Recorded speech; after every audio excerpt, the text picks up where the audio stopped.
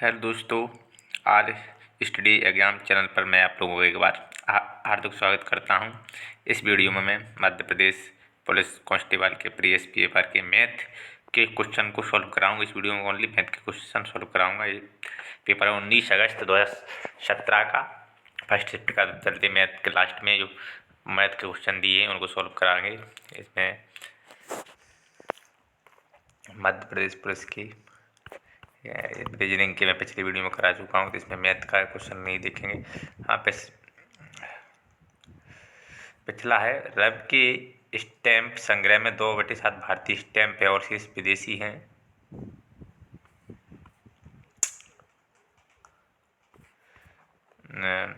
तो विदेशी स्टैम्प से क्या अनुपात होगा भारतीय स्टेट बैंक का?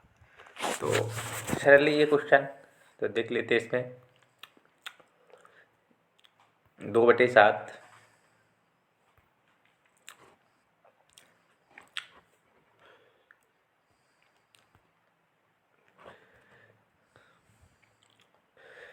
2/7 में 2 तो भारतीय हैं, तो शेष कितने बचेंगे? 5 विदेशी हो जाएंगे।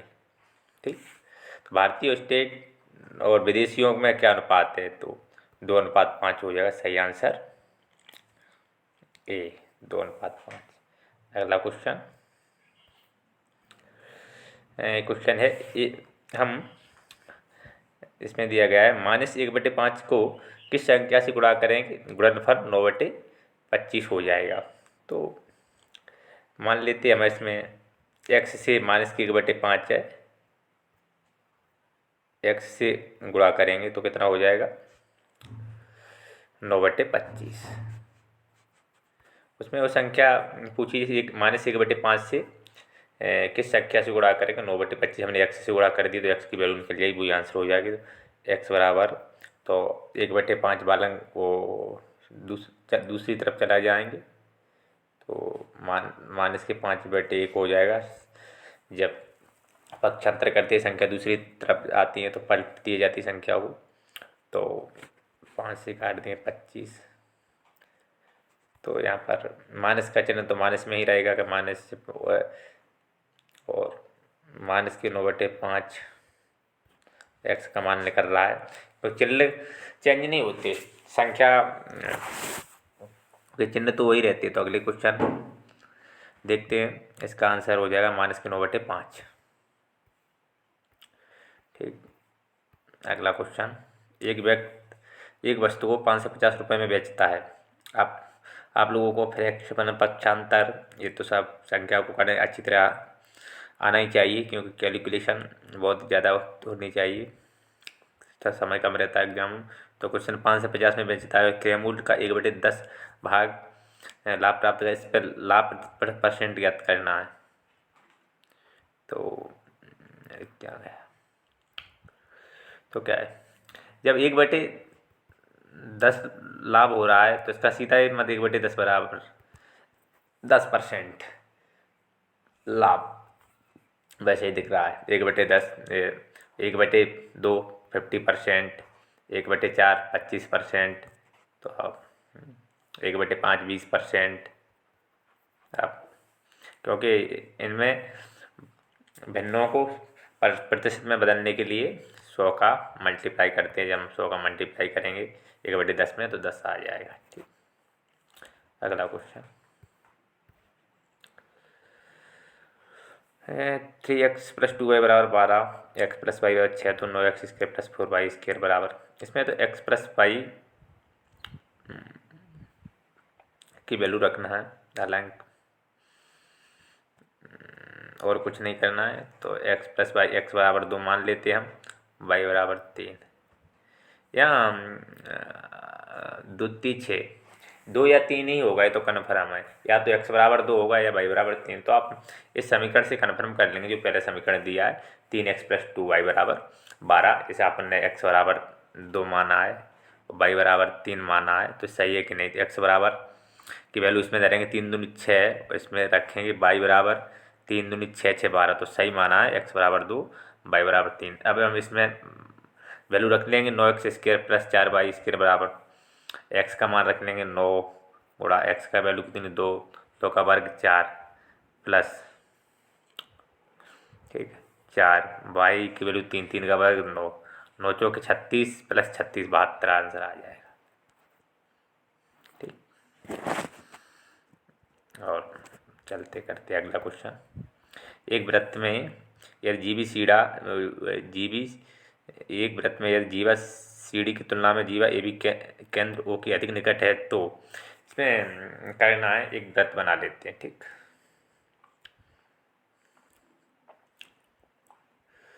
हमने एक वृत्त बना दिया। इसमें क्या है, एक वृत्त में केंद्र हम ओ माने ले रहे हैं। ठीक, ओ इसमें एक जीवा सीढ़ी की तुलना में, एक सीढ़ी सी डी मतलब जीवा ए बी केंद्र ओ के अधिक निकट है तो हमें एक ए बी माने ले रहे हैं। ठीक यार, ए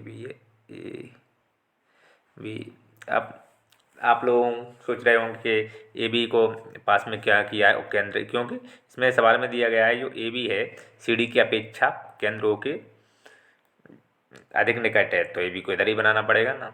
तो सी डी को छोटी है तो इसमें आप ऑप्शन से कर लो, इसमें सी डी छोटी ए बी से, यानी मतलब ए बी बड़ा है सी डी से। इसमें ऑप्शन 3 मैच हो रहा है, ए बी बड़ा है सी डी से।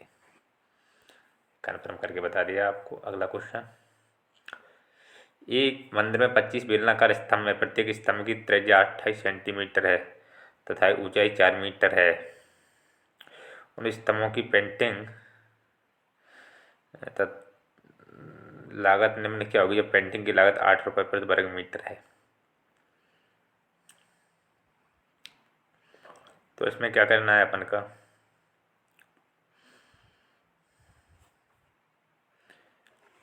इसमें है बेल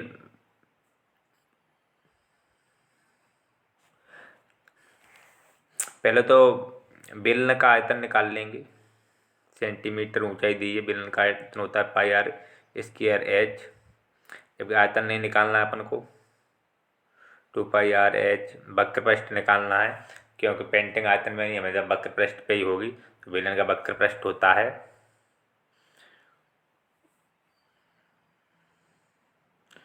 2 पाई आर एच बेलन का वक्र पृष्ठ।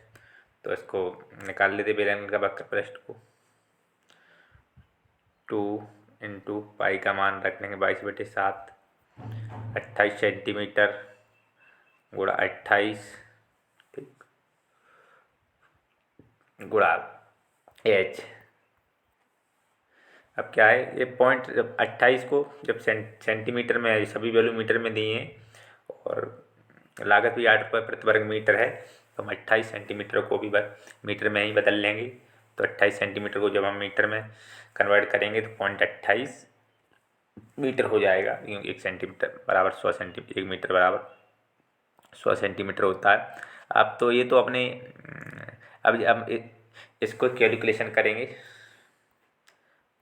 28.4 एच की मैं वैल्यू दी है 4, ठीक, और ये एक बेलन का वक्र पृष्ठ निकलेगा, अपन को निकालना 25 बेलन का वक्र पृष्ठ, तो 25 का गुणा और करेंगे और उसके बाद जब 8 रुपये प्रति वर्ग मीटर पेंटिंग से भी कराना है तो खर्चा निकालना है तो 8 का और गुणा कर देंगे, क्योंकि 1 वर्ग मीटर में 8, तो ये टोटल वैल्यू इतने कितने वर्ग मीटर निकलेगी। जब इसको कैलकुलेशन करेंगे तो आंसर आ जाएगा 14 से 8 रुपये। इसमें समय नहीं है था, कैलकुलेशन कर लेना, विधि बता दी। वक्र पृष्ठ निकालना है, इसमें बेलन का वक्र पृष्ठ और एक वक्र पृष्ठ 25 बेलन का बेलनाकार स्तंभ है, और उसके बाद सभी बेलनों के वक्र पृष्ठ निकालना है क्योंकि, और उसके बाद 8 का मल्टीप्लाई करने आंसर आ जाएगा। तो बेलनाकार स्तंभ में वक्र पृष्ठ पेंट तो वक्र पृष्ठ पे ही होगा, आयतन पे तो हो नहीं सकता। अगले क्वेश्चन की तरफ चलते हैं, आ जाएगा, आप कैलकुलेशन कर लेना। अगला क्वेश्चन, मेरी आयु 12 वर्ष के बाद उसकी आयु की 3 गुनी हो जाएगी, जितना 4 वर्ष पूर्व थी मेरी वर्तमान आयु व्यक्त कीजिए। ये ज़्यादा टफ नहीं है। वर्तमान आय एक्स मान लो अभी, ठीक। मेरी अब 12 वर्ष के बाद एक्स प्लस 12 उसकी आयु की 3 गुनी हो जाएगी, तो इसकी एक्स प्लस 12 बटे 3 हो जाएगी, इतनी 4 बरस पूर्व थी। हालांकि ऑप्शन से भी कर सकते इसको, जैसे कि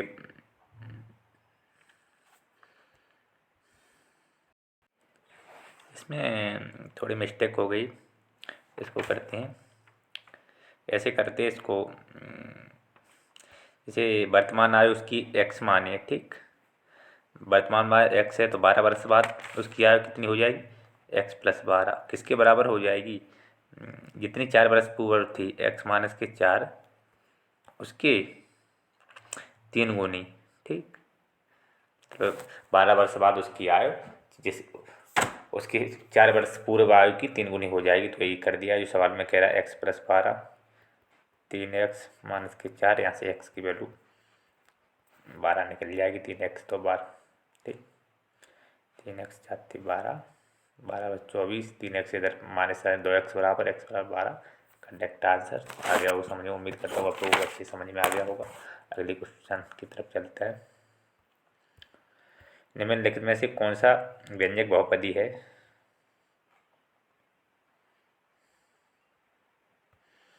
तो देख लेते कौन सा बहुपदी है।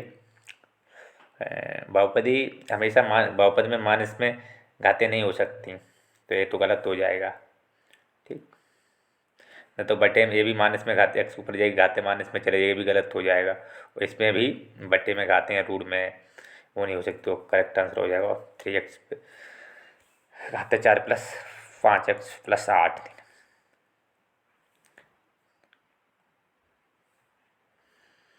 अगले क्वेश्चन की तरफ चलते हैं। अगला क्वेश्चन है, और छोटी से छोटी संख्या इसमें 11 से को गुणा किया जाए ताकि गुणनफल पूर्ण वर्ग हो जाए। तो सॉल्व कर देते हैं।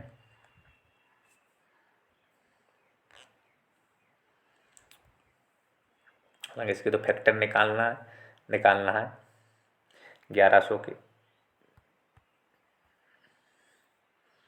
नियम तो है, सबसे पहले छोटी सी काटना है, लेकिन जल्दीबाजी रहती है, सबसे पहले हमने 11 से ही काट ली 100, उसके बाद 10 से 2 बार, इसके वैसे ही दिख रहा है, इसके फैक्टर हो जाएंगे 10 गुणा 10 गुणा 11, यहाँ 10 तो वर्ग बन रही है, कौन सी संख्या और 11 बचा, 11 कम से कम 11 का और गुणा करनी चाहिए, तो 11 भी पूर्ण वर्ग बन जाएगी, तो 11 सही आंसर हो जाएगा। चलते अगले क्वेश्चन की तरफ चलते हैं। संख्या 1 2 3 25 में से किस संख्या के चयन करने पर उसे चयनित संख्या की अभाज्य संख्या होने कितनी संभावना है, जबकि प्रत्येक दी गई संख्या चयनित होने की संभावना। तो करते इसको, संख्या 1 2 से 25 में से अभाज्य संख्या होने की कितनी संख्या है, तो आप 1 से 25 तक अभाज्य संख्या कितनी होती है, 1 से 25 तक अभाज्य संख्या प्रथम 2 3 5 7 11 13 17 19 23 1 2 3 4 6 7 8 9 9 बटे 25 कुल संभावना 25 है, कुल परिणाम ले अभाज्य होने की संख्या 9 आ जाएगी। यहाँ संभावना प्रायिकता का जितनी संभावना हो उतना ऊपर रखते हैं, टोटल संभावना नीचे रखते हैं, ठीक है। 9 बटे 25 ऑप्शन में दिया है। अगला क्वेश्चन करते हैं। वह छोटी से छोटी संख्या कौन सी जिसे 3087 विभाजित किया जाए तो जिसे भागफल पूर्ण बन जाए। इसको भी ऑप्शन से भी कर लेंगे, ऑप्शन से टाइम ज़्यादा लगता है।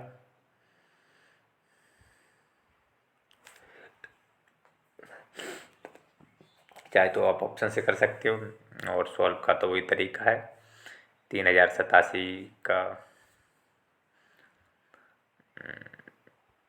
फैक्टर आप जितनी जल्दी निकाल सको तो आपके ऊपर है। आप यहाँ से 9 से ही करते हैं, 9 30 27, 9 चौके 36, 9 तीस 27। अब 7 इंटू 7 इंटू 7 7 7 तो यहाँ पर फैक्टर निकल आए 9 7 7 7 तो पूर्ण घन बन जाएगा। हमको जो क्या क्या करना है, डिवाइड 387, 9 से हम इसको डिवाइड कर देंगे तो 9 खत्म हो जाएगा। तो सबसे छोटी संख्या वो 9 ही है, जिसे हम डिवाइड करेंगे 3087 को। 3087 को 9 से भाग देंगे तो वो संख्या भागफल जो आएगा पूर्ण घन बन जाएगा। और क्वेश्चन कितने बचे हैं साइंस के तो मैं करा ही चुका हूँ, और ये मैथ के क्वेश्चन हैं, बच्चे हों तो करा देंगे, नहीं ज़्यादातर क्वेश्चन मैथ के हो चुके हैं। ये क्वेश्चन और बचा है, ए बराबर 2x प्लस 4 ओ डी बराबर 3x है। ये क्या है? एक आयत ABCD है जिसके विकर्ण है ये, ठीक।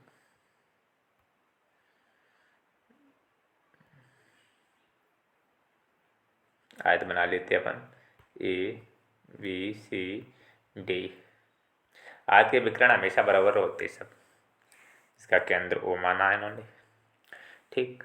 और आयत का विकर्ण इसमें सभी AO OB OC OD ये सब बराबर होंगे जब AO की वैल्यू दी है 2x प्लस 4 AO की, और OD की भी दी है। तो चित्र में दिख रहा है आप लोगों को ये सब बराबर ही होते। तो 2x प्लस 4 बराबर 3x प्लस 1। यहाँ पर जब इसमें इसको सॉल्व करेंगे तो x बराबर 3 निकल के आ जाएगा, -3 नहीं 3, x बराबर प्लस का 3 ही आ जाएगा आंसर। इसमें प्लस का 3 ऑप्शन में है, ए में -2 2 प्लस 1 कहाँ लगता है कहीं गलती हो गई, ये नहीं आ रहा है। इसको फिर से सॉल्व कर लो। 2x प्लस 4 3x प्लस 1 आयत के विकर्ण है, आयत में विकर्ण तो बराबर होते हैं। हम इनको बराबर रखेंगे 2x में से 3x घटे जाएगी -kx, उधर 1 में 4 -3 माइनस से वहाँ यहाँ x बराबर 3 ही आ रही है। यहाँ लगता है व्यापम पे गलती हो गई है, इन्होंने करेक्ट आंसर 1 माना है, लेकिन करेक्ट आंसर 3 होना चाहिए।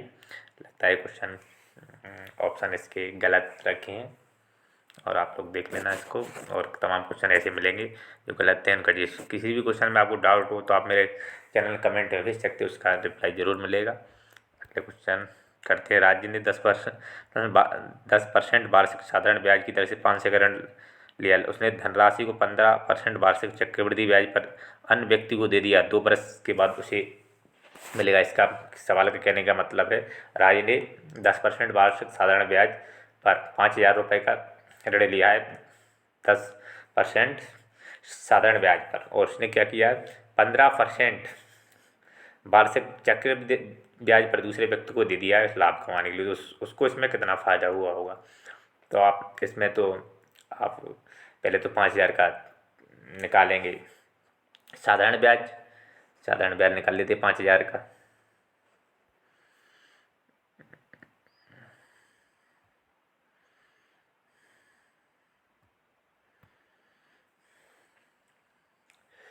जब 5,000 का साधारण ब्याज निकालेंगे तो साधारण ब्याज का फॉर्मूला तो आप लोगों ने सभी को पता ही होगा, मूलधन गुणा दर गुणा समय बटे 100। दर कितनी 10, समय 2 वर्ष बटे 100, यहाँ 1,000 रुपये हो जाएगा उसका साधारण ब्याज। चक्रवृद्धि ब्याज निकाल लेते। चक्रवृद्धि ब्याज का आपने फॉर्मूला पढ़ा ही होगा, या तो आप डायरेक्ट निकाल सकते हैं आपके, या तो पहले मिश्र धन निकाल के, मिश्र धन में से मूलधन मिश्र धन का सूत्र है ए बराबर P 1 धन R बटे 100, तो वाला सूत्र रख ये निकाल लेते 5,000 गुणा कितना है R यहाँ 115 माना है, तो 115 बटे 100 हो जाएगा, 15% की वृद्धि है, ठीक है। इधर भी 115 गुणा 100। जब हम इसको जब हम इसको कैलकुलेट करेंगे तो आप करते रहना, टाइम ज़्यादा लगेगा, यहाँ तो जगह भी नहीं उतना कि इस कैलकुलेशन हो जाए। तो उसमें ये आ जाएगा, यानी मिश्र धन आ जाएगा अमाउंट, और उसमें से जब हम घटाएंगे तो चक्रवृद्धि ब्याज आएगा। चक्रवृद्धि और साधारण ब्याज का जो अंतर होगा वही उसको लाभ होगा, क्योंकि उसने साधारण ब्याज पर लिया था, उसने चक्रवृद्धि ब्याज पर दिया था। तो हम इसको शॉर्ट में तरीका भी बता देते हैं जिससे जल्दी हो सके। दूसरा तरीका बताने की कोशिश कर सकते, आप उसको ट्राई किया करें तो अच्छा रहेगा। साधारण ब्याज तो अपन ने निकाल ही लिया था, आया था 1000 रुपये, 10%, 5 1 वर्ष का, 5 से 2 वर्ष का, ऐसे करके निकाल सकते हैं 5000 का। 1 वर्ष का 10% से निकालते हैं, ठीक। 5 से और अगले वर्ष का फिर 5 से तो 1000 हो जाएगा साधारण ब्याज। चक्रवृद्धि ब्याज 15% है, तो 5 से का 15% एक वर्ष का 7 से 50 हो जाएगा, ठीक। फिर अगले वर्ष का हो जाएगा 15, 5 से का 5000 का 15%, सॉरी 7 से 50, ठीक। अब क्या चक्रवृद्धि ब्याज है, ब्याज पे ब्याज लगे तो 7 से 50 का 15%, 7 से 50 का 15% यहाँ निकाल लो। 15 पंजे 75, 15 सत्ते 1 से 5, 7 1 से 12, ये हो जाएगा 1 से 12, 1 से 12.5, ठीक, ये होना चाहिए। तो अब ये 3 सभी ऐड करेंगे, तो सभी ऐड करेंगे 750, 750, 15 से और 1 से 12 ऐड करेंगे तो 16 से 12.5, जब 16 से 12.5 आ रहा हो, जबकि साधारण ब्याज 1000 था, और जब उसने उसी धन को चक्रवृद्धि ब्याज पर दे दिया है और उसने दर भी बढ़ा दी 15%, तो उसे 6 से 12 पॉइंट 6 से 12 पॉइंट ज़्यादा रुपए मिल रहे, तो वही उसको फ़ायदा हो जाएगा। ऑप्शन में दिया हुआ जरूर 6 से 12.5, ऑप्शन सी देखते ना, ये आंसर हो जाएगा। अगला क्वेश्चन, कम ही क्वेश्चन बच्चे हैं। इसमें रेखा दी गई है, दिए गए चित्र में ए बी समांतर है, ए बी सी डी के समांतर है, ए बी यू 100 है, सी डी यू 110 है, तो बी ओ सी का मान ज्ञात करें। इसमें समांतर है तो अपन खींच सकते हैं, समांतर का मतलब ही होता है, ठीक। और हम इसको यहाँ तक बढ़ा सकते हैं, ठीक। तो समांतर है इसलिए ए बी समांतर सी डी के, ए बी यू दिया है अपन को 100, ठीक। और ओ सी डी ए बी दिया 110,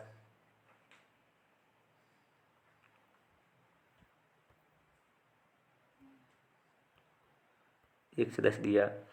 तो इसमें उन्होंने पूछा है बी ओ सी, इसका वैल्यू पूछी इन्होंने, ठीक। इसकी वैल्यू तब निकाल, अपन इन दोनों की निकाल लेते। ए कितना है 100 है, तो ए आ जाएगा 80, पक्की बात है। बी कितना हो जाएगा 80, ठीक है। और जब ये 1 से 10 है तो ये भी 1 से 10, ये भी दोनों बस बरोबर होते, तो ये भी 1 से 10 हो जाएगा। जब 1 से 10 है ये हो जाएगा 70, ठीक। ये वाला 70 हो जाएगा, तो ये और ये जोड़ के इन तीनों का 180 आता है वैल्यू, त्रिभुज के तीनों कोणों का योग। ये कितना है 1.5 से ये दोनों है 80, 180, तो 180 में से 1.5 से घटा दें 50, 30 आंसर। इसका आंसर आ जाएगा सही 30 degree, correct answer B O सी। अगला क्वेश्चन 30 ऑप्शन में दिया है, ठीक। यदि एक वर्ग, लास्ट क्वेश्चन है, के क्षेत्रफल 16 वर्ग सेंटीमीटर, तो वर्ग की भुजाओं के मध्य जोड़ने वाले रेखाओं से निम्न वर्ग का क्षेत्रफल क्या होगा, तो इसको भी देखते हैं। क्वेश्चन में कहा गया है यदि एक वर्ग का क्षेत्रफल, वर्ग बना लेते पहले, ठीक। 16 है, कितना 16 वर्ग का क्षेत्रफल 16 है, क्षेत्रफल होता है ए स्क्वायर बराबर 16 वर्ग की भुजा का स्क्वायर से, तो ये हो जाएगी 4 सेंटीमीटर, ठीक। तो 4 लिख लेते हैं, ठीक। ये सब 4 वर्ग की सभी भुजाएं बराबर होती हैं, तो वर्ग की भुजाओं के मध्य बिंदु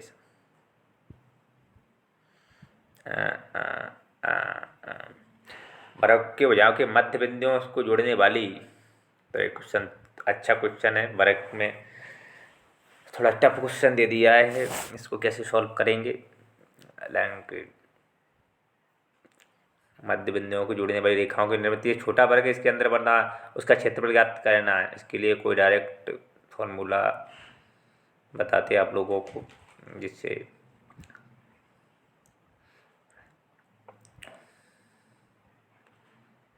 तो इसमें हो जाएगा वर्ग की भुजाओं के मध्य बिंदुओं को जोड़ने वाली रेखाओं से जो वर्ग बनता है उसके अंदर उसका क्षेत्रफल हमेशा बड़े वर्ग के क्षेत्रफल के आधे होता है। तो इसका क्षेत्रफल दिया है 16, ठीक, तो इसके बने क्षेत्रफल आधा होता है हमेशा, तो 8 हो जाएगा, 8 वर्ग सेंटीमीटर। तो यहाँ पर सभी क्वेश्चन खत्म हो चुके हैं। हाँ, जो भी क्वेश्चन आप लोगों को समझ नहीं आया है या किसी भी क्वेश्चन में डाउट हो, जो कुछ बड़े क्वेश्चन ऐसे हैं जिनको मैंने पूरा सॉल्यूशन नहीं किया है, 1-2 क्वेश्चन उनका सॉल्यूशन अगर वो क्वेश्चन निकल आए तो मैं कमेंट करके बताएं और हम उनका सॉल्यूशन ज़रूर भेजेंगे। तो और हमारा वीडियो कैसा लगा और हमारे चैनल को सब्सक्राइब जरूर करें और अगले वीडियो का इंतज़ार करें। धन्यवाद।